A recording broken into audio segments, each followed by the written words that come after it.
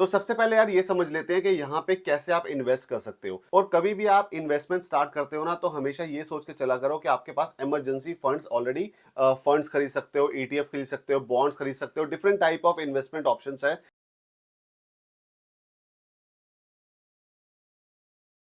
Hello guys, so welcome back again to हम तो मेरे इंग्लैंड। मैं हूं गौरव, और अभी रिसेंटली मैंने इंस्टाग्राम पे एक पोस्ट डाला था, एक स्टोरी डाली थी, जहां पे मैंने पूछा था कि आप लोगों के सजेशंस वीडियोस के बारे में, और काफी सारे लोगों ने यही बोला था कि यूके में इन्वेस्टमेंट ऑप्शंस क्या क्या होते हैं। अगर आप बिगिनर हो, मतलब अगर आप अभी होम कंट्री से आए हो, यहाँ पे माइग्रेट किया है आपने, और आपको पता नहीं है कि यहाँ पे कैसे इन्वेस्ट करना है, तो क्या क्या चीज़ों में आप इन्वेस्ट कर सकते हो, कैसे स्टार्ट कर सकते हो इन्वेस्टमेंट, कैसे सेविंग कर सकते हो यहाँ पे। तो इन सारी चीज़ों के बारे में आज हम बात करने वाले। तो स्टार्ट करते हैं फिर आज की वीडियो से। तो यार, अगर आप हमारी तरह इंडिया से माइग्रेट किए हो यूके में, या फिर किसी और होम कंट्री से यूके में आए हो, तो आपको पता नहीं होगा कि यहाँ पे आप इन्वेस्टमेंट कैसे कर सकते हो, क्या क्या ऑप्शंस होते हैं।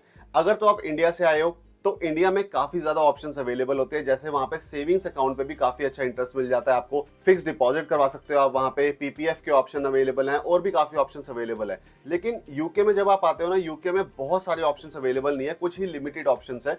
उन लिमिटेड ऑप्शंस में से आप कैसे स्टार्ट कर सकते हो इन्वेस्टमेंट, या आप कैसे अपनी सेविंग को ग्रो कर सकते हो, उसके बारे में आज हम बात करेंगे। अगर तो आपका प्लान है इंडिया में वापस जाने का, या तो आप यहाँ पे थोड़े टाइम के लिए आए हो, या इंट्रा कंपनी ट्रांसफर जो वीजा होता है, आईसीटी वीजा होता है, अगर उस पे हो, वापस जाने का प्लान है आपका, फिर तो ये सेंस नहीं बनती कि यार यूके में आपको इन्वेस्टमेंट स्टार्ट करनी चाहिए शॉर्ट पीरियड के लिए। आप इंडिया में ही इन्वेस्टमेंट करो, और वहां पर ज्यादा आपको अच्छा रिटर्न मिल सकता है, और वहां पे रिटर्न जो है वो ज्यादा अच्छे मिलते हैं इन जनरल। यहाँ पे इतने अच्छे रिटर्न नहीं मिलते हैं। लेकिन अगर आपका प्लान है कि यूके में आपको सेटल होना है, यहाँ पे लंबे टाइम तक रहना है, और जो भी आपके पास पैसे हैं, या फिर मंथली अगर आप कुछ भी सेविंग अकाउंट में डाल सकते हो, या फिर मंथली कुछ पैसों से आप इन्वेस्टमेंट कर सकते हो, तो आप लोगों के लिए ये वीडियो बहुत हेल्पफुल होने वाली है एंड तक। तो सबसे पहले यार ये समझ लेते हैं कि यहाँ पे कैसे आप इन्वेस्ट कर सकते हो। तो यहाँ पे गवर्नमेंट की तरफ से कुछ ऑप्शंस अवेलेबल हैं, जिसको बोलते हैं आइसा।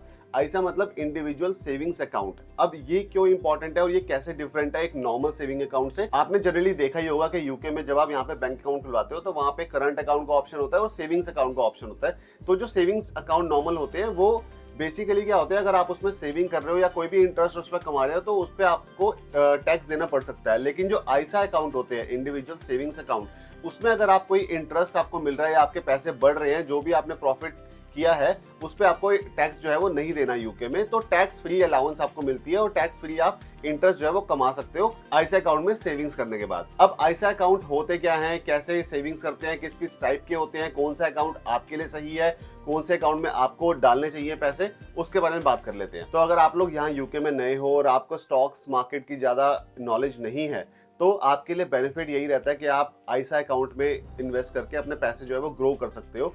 जिन लोगों को स्टॉक मार्केट में इंटरेस्ट है, जिन लोगों को पता है कि कौन से स्टॉक्स खरीदने हैं, कौन से स्टॉक्स बेचने हैं, कब खरीदना है, कब बेचना है, ट्रेडिंग कैसे करते हैं, उन लोगों के लिए दूसरे ऑप्शन अवेलेबल है। जैसे कि ट्रेडिंग 212 ऐप हो गया, उस पर जाके आप डायरेक्टली वहां से अपनी जो पोर्टफोलियो है वो बना सकते हो, स्टॉक्स जो है वो बाय कर सकते हो, सेल कर सकते हो। तो उनके लिए डिफरेंट है। लेकिन जिन लोगों को नॉलेज नहीं है कि यहाँ पे सेविंग कैसे करनी है, या फिर यहाँ पे इन्वेस्टमेंट कैसे करनी है, उन लोगों के लिए आईसा अकाउंट बहुत ज्यादा इंपॉर्टेंट है। तो जो आईसा अकाउंट होते हैं, वो टैक्स फ्री सेविंग्स के लिए होते हैं। आपको जो भी आप पैसे कमाओगे, इसमें आपको टैक्स नहीं देना गवर्नमेंट को, और इसमें एक लिमिट होती है। अब लिमिट क्या है, 20,000 पाउंड है ईयर।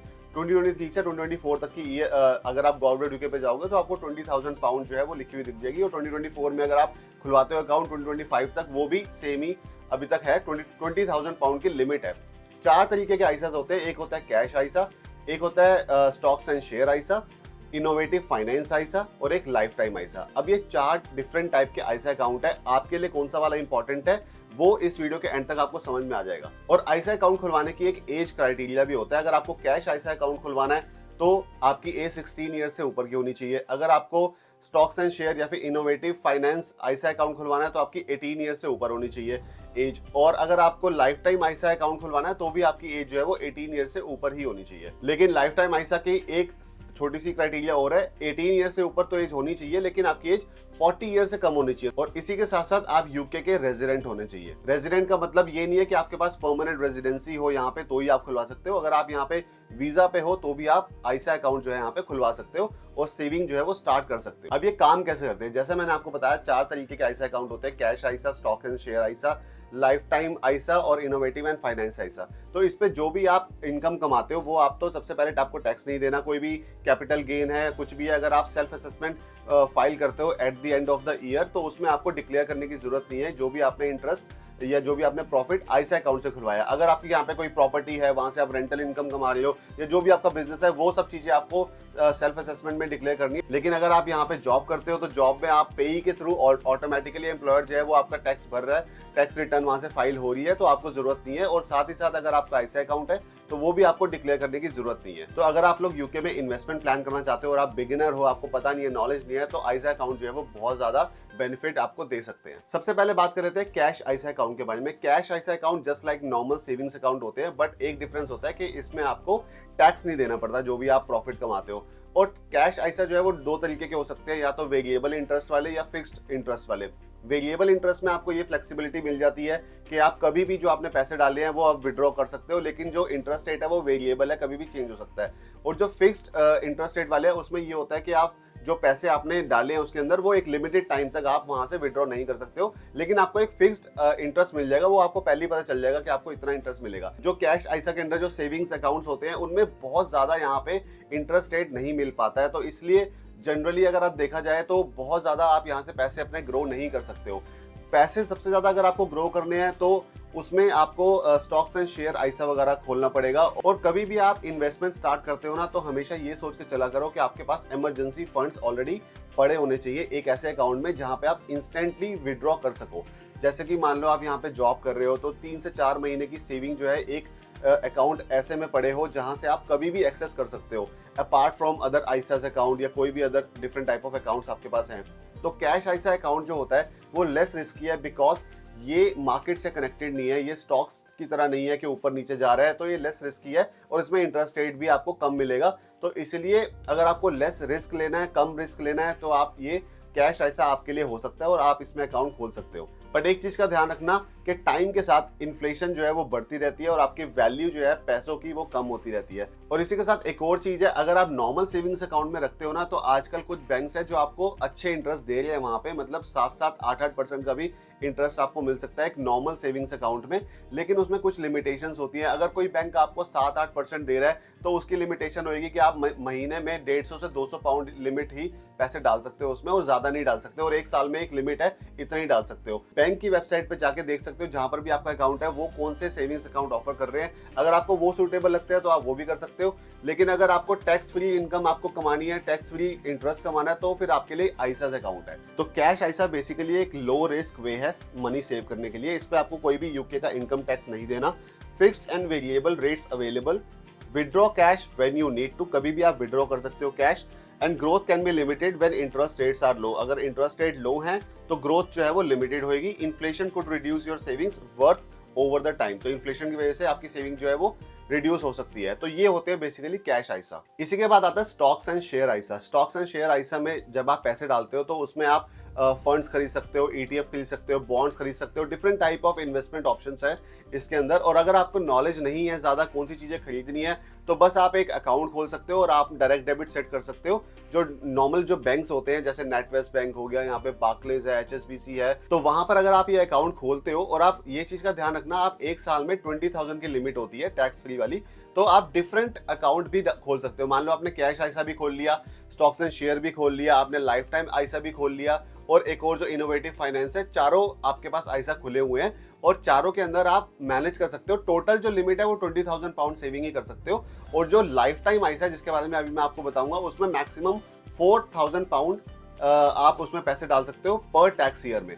तो उसके अलावा 16,000 पाउंड जो भी है वो 3 डिफरेंट टाइप ऑफ आईसास में आप डिवाइड कर सकते हो। तो ये आपकी लिमिट होती है। और स्टॉक्स एंड शेयर आईसा जैसे कि आपको पता है, जैसे कि नाम से ही पता चल रहा है, ये मार्केट से लिंक्ड होता है, स्टॉक मार्केट से। तो इसमें जो भी आप पैसे डालते हो वो इन्वेस्टर्स जो होते हैं वो स्टॉक्स में इन्वेस्ट करते हैं, आगे चीजों बॉन्ड्स में इन्वेस्ट करते हैं, तो उसमें रिस्क ज्यादा होता है। आपके पैसे जो हैं वो ग्रो भी बहुत अच्छा कर सकते हैं और आपके पैसे जो है वो बिल्कुल लो भी जा सकते हैं। तो इसमें रिस्क ज्यादा होता है। लेकिन जनरली अगर आप लॉन्ग टाइम की इन्वेस्टमेंट देख रहे हो तो लॉन्ग टाइम में स्टॉक्स एंड शेयर आईसा आपको पैसे ग्रो करके देता है, जनरल केसेस में। तो हमेशा, क्योंकि आपको पता है ना, इंडिया में भी लोग स्टॉक मार्केट में ज्यादा इन्वेस्ट करते हैं क्योंकि पैसे ओवर द टाइम जो है वो ग्रो होते हैं। तो इसीलिए अगर स्टॉक्स एंड शेयर आइसा की बात की जाए तो इसमें आपको कोई भी इनकम और कैपिटल गेन टैक्स नहीं देना। आपके पास फ्रीडम होती है to invest if you are comfortable with the risk. खुद इन्वेस्ट कर सकते हो, कभी भी आप विड्रॉ कर सकते हो अगर आप लॉन्ग टर्म भी इन्वेस्ट कर रहे हो। Risk of losing money because you are investing in a stock market, जैसे कि मैंने आपको बताया, withdrawing money may not be immediate, it can take few days. तो ये कुछ लिमिटेशंस होती है, कुछ बेनिफिट्स होते हैं स्टॉक्स एंड शेयर आइसा के। अगर आप यहाँ पे बिगनर हो तो जैसे कि मैंने आपको बताया, आप डिवाइड कर सकते हो इंडिविजुअल्स आइसा अकाउंट में अगर आप ज्यादा इन्वेस्ट करना चाहते हो। अगर आप लिमिटेड इन्वेस्ट करना चाहते हो, आप चाहते हो कि भाई मेरे पैसे ज्यादा ग्रो भी करें और लॉन्ग टाइम तक आप कर सकते हो इन्वेस्ट, तो स्टॉक एंड शेयर आइसा में आप इन्वेस्ट कर सकते हो। तो अब हमारे पास काफी सारे क्वेश्चंस आते हैं कि अगर आप लोग पहला घर खरीदना चाहते हो, यहाँ पे फर्स्ट होम बायर हो, तो उस केस में कोई ऐसा यहाँ पे इन्वेस्टमेंट ऑप्शंस है या कुछ ऑप्शन अवेलेबल है जिसमें आपको बेनिफिट मिल सके। तो लाइफ टाइम आइसा जो है वो आपको बेनिफिट दे सकता है। लाइफ टाइम आइसा खोलने के लिए आपकी एज बिटवीन 18 एंड 40 ईयर्स की होनी चाहिए। और इसमें क्या होता है, इसका बेनिफिट क्या है मैं आपको बता देता हूँ। इसमें क्या है, जैसे मान लो आपकी जो टोटल लिमिट है पर टैक्स ईयर में 4000 पाउंड की है, तो एक पूरे साल में आप 4000 पाउंड आप इसमें डाल सकते हो, ठीक है। तो मान लो आपने 4000 पाउंड इसमें डाले और गवर्नमेंट जो है इसमें 25% जो है आपको ऐड करती है पैसे। जितना भी आपने पैसा डाला है उसका 25% गवर्नमेंट आपको पैसे देगी। तो मान लो आपने 4000 पाउंड डाला है तो मैक्सिमम गवर्नमेंट जो है वो 1000 पाउंड उसमें ऐड कर देगी, मतलब कि 4000 डालने पे 5000 हो जाएंगे आपके पैसे। लेकिन इसके लिमिटेशंस भी है। तो लाइफ टाइम आइसा से पैसे विड्रॉ करने की कुछ 3 कंडीशंस होती है। पहली कंडीशन ये है कि अगर आप यहाँ पे अपना घर खरीद रहे हो, फर्स्ट टाइम बायर हो, तो आप वो निकाल सकते हो पैसे।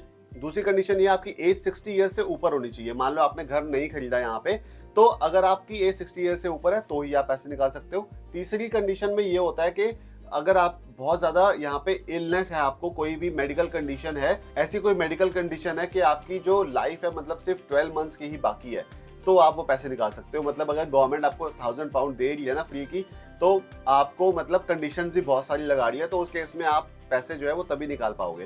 तो ये आपके लिए तभी बेनिफिशियल हो सकता है कि जनरली आप या तो 60 साल से ऊपर के हो गए हो या फिर ऐसी कोई मेडिकल कंडीशन तो मैं बोलूंगा नहीं आपको कभी हो, और दूसरा या तो आप यहाँ पे घर खरीद रहे हो अपना, तो उस केस में आप पैसे निकाल सकते हो। तो ये होता है lifetime ISA account. Innovative finance ISA जो होता है that is basically for peer to peer lending and investment. ये बेसिकली आपको एक ऑप्शन देता है to use the yearly ISA allowance to lend funds directly to other investor via the peer-to-peer lending market.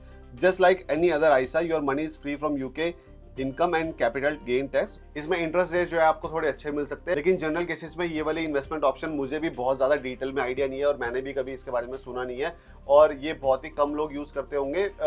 But generally अगर आप यहाँ पे beginner हो, आपको पता नहीं है, नॉलेज नहीं है यहाँ पे पैसे ग्रो कैसे करने हैं, तो बहुत ही लिमिटेड ऑप्शन है। जैसे मैंने आपको बताया इंडिया में बहुत सारे हैं, आप फिक्स डिपॉजिट करवा लो, आप डिजिटल गोल्ड भी खरीद सकते हो और वहाँ पे आप SIP भी करवा सकते हो, म्यूचुअल फंड के ऑप्शंस भी अवेलेबल है, यहाँ पर भी होते हैं। लेकिन अगर आपको ज़्यादा नॉलेज नहीं है तो मैं आपको यही बोलूँगा कि आइसा अकाउंट्स वगैरह खुलवा सकते हो, आप टैक्स फ्री उस पर इनकम कमा सकते हो, भले ही बहुत ज़्यादा ना हो, थोड़ी सी भी आप कमा पाओ तो आपके पैसे जो है वो ग्रो हो सकते हैं at least, rather than sitting in a bank. अगर बैंक में पड़े रहेंगे तो वो ऑब्वियसली बाय द टाइम उसकी वैल्यू कम होती रहेगी इन्फ्लेशन के अकॉर्डिंग। तो बेटर यही रहेगा कि आप आइसा अकाउंट खुलवा सकते हो, कैश आइसा हो सकता है आपका, या फिर आपका स्टॉक्स एंड शेयर आइसा हो सकता है। बैंक के थ्रू खुलवाते हो तो आपको सिर्फ डायरेक्ट डेबिट पे करना है और आगे इन्वेस्टर जो है वो अपने आप आपके पैसों को यूज करके आगे इन्वेस्ट करते हैं, बॉन्ड्स वगैरह खरीदते हैं और आपके पैसे ग्रो भी होते हैं। लेकिन आप ये ध्यान रखना इसमें रिस्क ज्यादा होता है, ग्रो हो सकते हैं और कम भी हो सकते हैं, just like any other market linked product. For example crypto currency भी अगर आप यहाँ पे लेते हो तो वो भी मार्केट से कनेक्टेड होती है,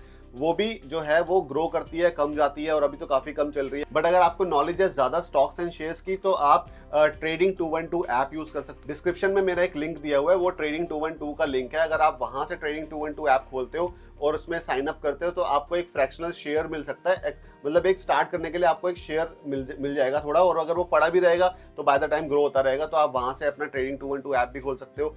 कोई प्रमोशनल नहीं है, कुछ भी नहीं है, नहीं खोलना चाहो मत खोलो।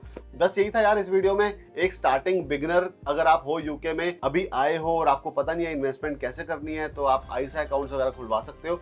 और भी डिफरेंट टाइप के अगर कोई इन्वेस्टमेंट ऑप्शंस होंगे तो मैं उसके बारे में भी वीडियो बनाऊंगा। अगर ये वाली वीडियो पसंद आई हो तो प्लीज लाइक जरूर करना, कमेंट करके बताना कैसी लगी और हमारे चैनल को सब्सक्राइब करके जाना गाइस। तो मिलते हैं अगली वीडियो में, तब तक के लिए बाय बाय।